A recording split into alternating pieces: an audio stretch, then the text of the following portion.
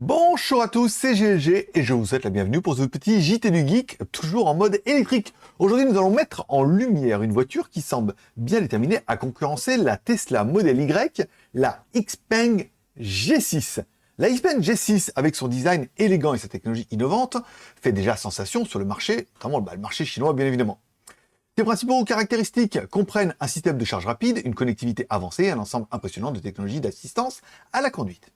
La G6 est disponible en deux versions, Pro et Max. Les prix varient entre 209 000 RMB et 276 000 RMB. Donc après, c'est plutôt des prix classiques pour la Chine, en fonction de la taille de la batterie et du choix que vous voulez entre 1 et 2 moteurs. Ce véhicule propose une autonomie allant de 580 à 700 km, ce qui est quand même plutôt sympathique. Voilà. Avec un tableau de bord numérique de 10,2 pouces, un écran tactile central de 14,9 pouces et un système sonore surround de 18 haut-parleurs, l'intérieur de la G6 offre une expérience d'utilisateur moderne et confortable. De plus, elle propose la technologie XNGP qui permet une conduite autonome de grande qualité. Avec ça, on est bien. Sur la piste, la Xpeng G6 offre une autonomie impressionnante.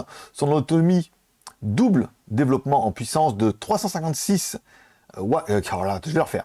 Sur la piste, la Xpeng G6 offre une performance impressionnante. Son moteur double développe une puissance de 358 kW et 660 Nm. C'est quand même plutôt pas mal. Lui permettant d'accélérer de 0 à 100 en 3 secondes 9. On est sur un peu un similaire Tesla, voilà. Donc, en résumé, la Xpeng G6 est un véhicule électrique qui ne manque pas de points forts. Elle combine un design séduisant, une technologie de pointe et des performances impressionnantes, avec un prix bien évidemment abordable.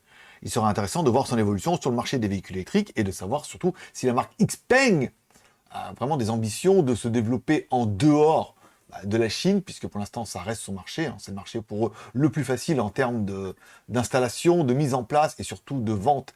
Et forcément, on pensera de volume, mais on se dit, voilà, quand on regarde un peu les news comme ça, bon, elle a quand même une batterie 800 volts et tout, elle a tout d'une grande, comme diraient nos patriotes francophones. Voilà. Si vous voulez plus d'informations sur cette news, vous trouverez évidemment la news complète sur jtgeek.com. Si vous aimez un peu ce genre de news, vous pouvez mettre un pouce en l'air. Orange, elle tue quand même, malgré tout. Si vous n'aimez pas ce genre de news, mettez un pouce en bas, vous n'oubliez pas de vous abonner. Moi, je vous donne rendez-vous demain pour une prochaine news électrique by JT Geek.